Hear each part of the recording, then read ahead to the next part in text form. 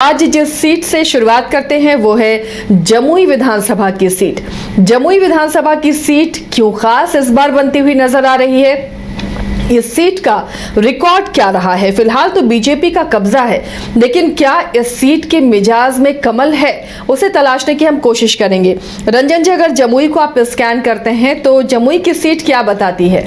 देखिए, जमुई की सीट ये बताती है कि यहाँ पहला चुनाव 1957 में हुआ और तब दो विधायक चुने गए थे, एक आरक्षित वर्ग से और एक सामान्य वर्ग से। फिर 1962 में जब यहाँ चुनाव हुआ तो वो एससी आरक्षित सीट के रूप में चुनाव हुआ।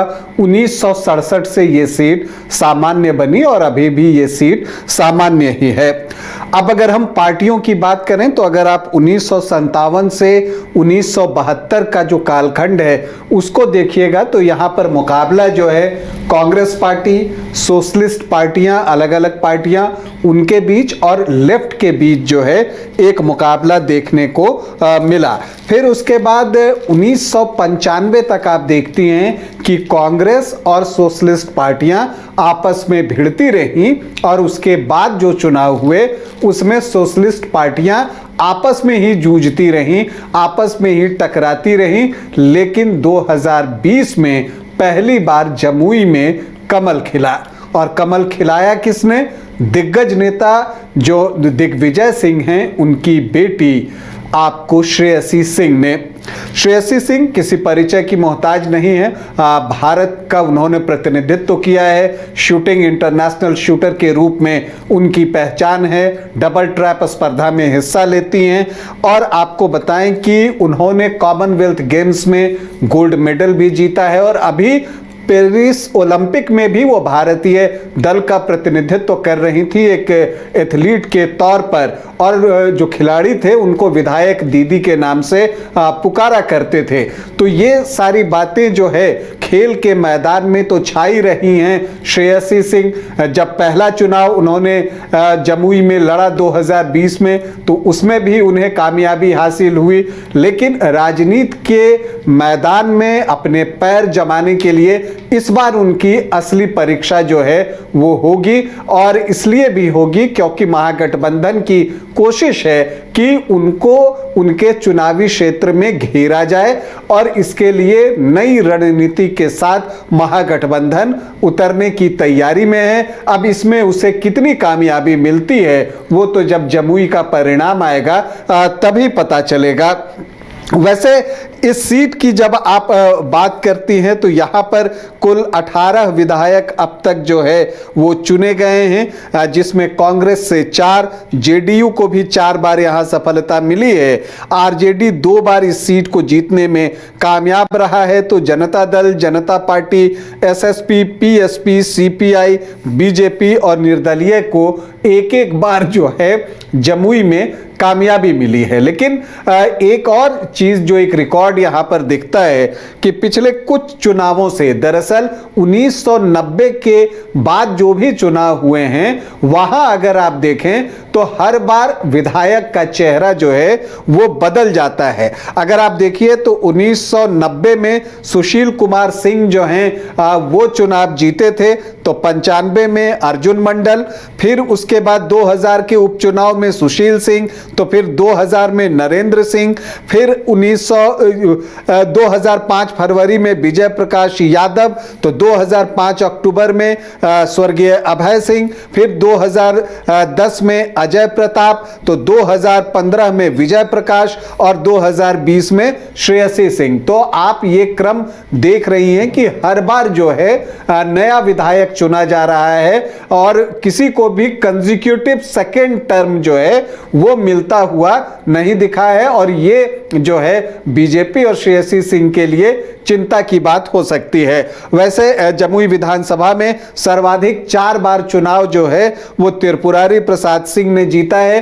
वो पूर्व विधानसभा अध्यक्ष हैं और वो लगभग 3 साल तक जो है बिहार विधानसभा के अध्यक्ष रहे थे, 28 जून 1977 से 22 जून 1980 तक। अब अगर हम जमुई के आखिरी 3 चुनाव की बात करें कि यहां दलों का और प्रत्याशियों का कैसा प्रदर्शन रहा है, तो हम देखते हैं कि यहाँ पर अजय प्रताप सिंह जो कि नरेंद्र सिंह के बेटे हैं, नरेंद्र सिंह की इस क्षेत्र में एक पैठ भी है, पहचान भी है और उनके अपने वोट भी हैं और वो बड़े नेता इस क्षेत्र में माने जाते हैं। उन्हीं के बेटे सुमित सिंह हैं जो कि अभी जो है नीतीश सरकार में मंत्री भी हैं। अजय प्रताप सिंह भी उन्हीं के बेटे हैं और वो फिलहाल अभी आरजेडी में चले गए हैं। तो आप ये देखती हैं कि अजय प्रताप 2010 में जेडीयू से थे, 2015 में जो है उन्होंने जो है वो दल बदल लिया था, वो बीजेपी से थे और फिर 2020 में वो रालोसपा के टिकट पर जो है आरएलएसपी उपेंद्र कुशवाहा की पार्टी के टिकट पर चुनाव लड़े थे। तो इन तीनों चुनावों में आप उनको देख सकते हैं। इसके अलावा आरजेडी के विजय प्रकाश भी लगातार यहां से चुनाव लड़ते रहे हैं।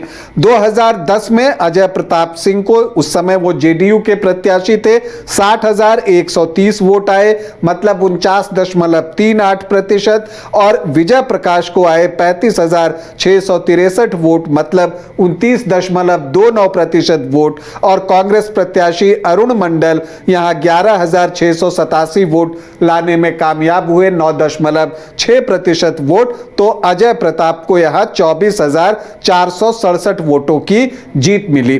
2015 में यह सीट आरजेडी को चली गई और विजय प्रकाश जो है महागठबंधन की तरफ से उतरे, क्योंकि जेडीयू आरजेडी कांग्रेस एक साथ चुनाव लड़ रहे थे। तो अजय प्रताप जो है बीजेपी के उम्मीदवार बनकर चुनावी मैदान में उतरे। उनको 58,328 वोट आए। तो विजय प्रकाश को, जो कि आरजेडी के प्रत्याशी थे और आरजेडी के वरिष्ठ नेता जयप्रकाश नारायण यादव के भाई हैं, उनको 66,577 वोट आए, मतलब 42.4% वोट और रविंद्र मंडल जो निर्दलीय चुनाव लड़ रहे थे उनको 8,267 वोट आए, मतलब 5.24% वोट और विजय प्रकाश जो हैं 8,249 वोटों से चुनाव जीतने में कामयाब हुए। 2020 में एक चतुष्कोणीय मुकाबला हुआ और बीजेपी ने जो है इस बार दिग्विजय सिंह की बेटी, दादा की बेटी श्रेयसी सिंह पर जो है दांव खेला और उनको चुनावी मैदान में उतारा। तो श्रेयसी सिंह को आए 79,603 वोट, मतलब लगभग 44% वोट। उनके सामने आरजेडी ने एक बार फिर से विजय प्रकाश को ही टिकट दिया था, उनको आए 38,554 वोट और जैप लोकतांत्रिक पप्पू यादव की पार्टी से मोहम्मद शमशाद आलम जो है वो चुनावी मैदान में थे, उनको आए 17,800 वोट, मतलब 9.8% वोट। सुजाता सिंह भी यहां पर निर्दलीय चुनाव लड़ रही थी, पप्पू मंडल की पत्नी, उनको जो है 17,502 वोट आए, 9.7% वोट और अजय प्रताप सिंह आरएलएसपी के टिकट पर थे, उनको 15,712 वोट आए, तो 8.7% वोट उनको भी आए। तो इस बहुकोणीय मुकाबले में श्रेयसी सिंह को 41,049 वोटों की जीत मिली। तो बड़ी मार्जिन थी और बड़े अंतर से श्रेयसी सिंह चुनाव जीती। तो इसलिए जब आप इस बार दावेदारों की बात करती हैं तो बीजेपी से यह सीट श्रेयसी सिंह को ही दिया जाएगा, ऐसा लगता है, क्योंकि उनकी मार्जिन बहुत अच्छी थी। विधानसभा में भी जब वो बोलती हैं तो अच्छे से बोलती हैं और प्लस जो है उनका एक फेस वैल्यू भी है। अब अगर आप देखें आरजेडी से, तो आरजेडी से कौन कौन उम्मीदवार हो सकते हैं, तो इससे पहले हम ये जानें कि यहां जो 3 जातियों की संख्या ज्यादा है, उसमें देखिए यहां यादव की संख्या जो है वो ज्यादा है, मंडल की संख्या वो ज्यादा है और मुस्लिम वोटर्स की संख्या भी ज्यादा है। तो आरजेडी के पास तीनों कैटेगरी से एक एक प्रत्याशी हैं।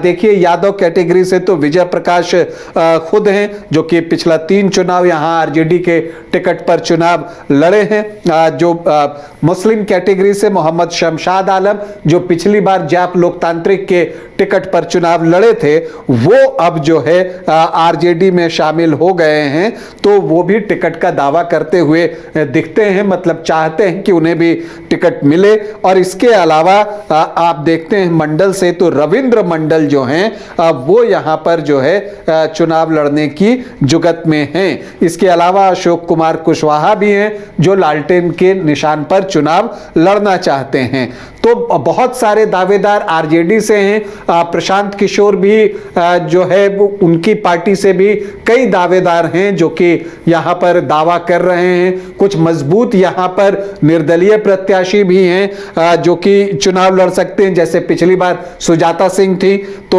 उसी तरह से सुजाता सिंह या पप्पू मंडल में से कोई एक फिर से लड़े। और जो अगर आप पीके की पार्टी से देखें तो वहां पर भी कुछ प्रमुख प्रत्याशी हैं। निर्दलीय अमरेंद्र कुमार अत्री के भी लड़ने की बातचीत की जा रही है, तो देखना है आगे क्या कुछ होता है। अब अगर यहां के जातीय समीकरण पर आप जाएं तो यहां पर एससी वोटर्स 18.63% हैं, जिसमें मांझी वोटर्स की संख्या बहुत अच्छी है। सिर्फ सरनेम देखिए तो मांझी सरनेम आपको 9% के आसपास दिखता है। तो ऐसे में जीतन राम मांझी की भूमिका भी इस विधानसभा क्षेत्र में महत्वपूर्ण होगी कि वो एनडीए के लिए प्रचार करने जाते हैं। मुस्लिम वोटर्स यहां पर 13.6% हैं और यादव भी 13 से 14% के बीच हैं। तो जो MY का इक्वेशन बनता है वो 27 से 28% के आसपास बनता है। और राजपूत 11 से 12% के आसपास, भूमिहार 5 से 5.5%, ब्राह्मण जो है 3%, तो 19 से 20% के आसपास का आंकड़ा सामान्य जाति का है। कोयरी कुर्मी को मिला लें तो 5 से 5.5%, मंडल सरनेम आप देखते हैं तो लगभग 4.5% और वैश्य 8.5 से 9.5%। तो अब एक चीज जो दिखती है यहां पर, जब हम बात कर रहे थे कि जो 3 जातियां जिसमें कि यादव की बात की, मुस्लिम की बात की और राजपूत वोटर्स यहां पर जो है वो अच्छी संख्या में हैं, तो इस बार जो आरजेडी की प्लानिंग है कि वो अजय प्रताप सिंह को, जो कि नरेंद्र सिंह के बेटे हैं और मंत्री सुमित सिंह के भाई हैं, उनको आरजेडी लालटेन के निशान पर चुनावी मैदान में उतार सकती है। और इसके पीछे जो उसका मकसद है, यही नई रणनीति है कि देखिए MY से अगर वो कैंडिडेट देते हैं तो वो जो 27-28% का आंकड़ा है उसी के आसपास आपको रह जाना है। पिछली बार भी 21.3% ही आरजेडी को वोट आए थे। तो ऐसी परिस्थिति में उसकी कोशिश है कि जो एनडीए के परंपरागत वोटर्स हैं वहां से अगर हम प्रत्याशी देते हैं तो उस वोट से अगर हम हिस्सा निकालेंगे तो हमारे लिए संभावना बन सकती है। तो इसीलिए अजय प्रताप सिंह चूंकि राजपूत जाति से हैं तो उनकी चर्चा चल रही है और बहुत संभव है, ऐसा लगता है, ज्यादा संभावना यही है कि अजय प्रताप सिंह ही जो है जमुई से आरजेडी के प्रत्याशी होंगे। लोकसभा चुनाव के समय आरजेडी में वो शामिल हुए थे। इसके अलावा अगर आप दूसरी जाति से देखें तो एक रविंद्र मंडल भी सामने आते हैं। हालांकि अगर आप समीकरण देखें तो ये एनडीए को फेवर करता हुआ आपको दिखेगा, लेकिन यहां पर यही चीज है कि अगर ये स्ट्रैटेजी ली जाती है कि आप अगर राजपूत जाति से महागठबंधन उम्मीदवार देता है तो मुकाबला कांटे का होगा। तो श्रेयसी सिंह जो कई कठिन मुकाबले शूटिंग में, खेल के मैदान में और शूटिंग एरिना में जीत चुकी हैं, शूटिंग रेंज में जीत चुकी हैं, राजनीति के मैदान में जो ये कठिन मुकाबला होने जा रहा है उसमें क्या जीत हासिल कर पाएंगी, इसके जवाब के लिए हमें जमुई विधानसभा के परिणाम का इंतजार करना होगा।